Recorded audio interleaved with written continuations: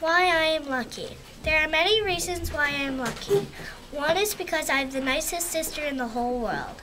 She is the best sister because she always plays with me after school and she tells funny jokes. Also, she is very creative and she gives me obstacles at home. She puts hula hoops outside and I jump through them. Another thing that I'm lucky for is my amazing parents. They are amazing because they give me so much love and care. My parents also have funny friends, such as my dad's friend who can really take off his finger.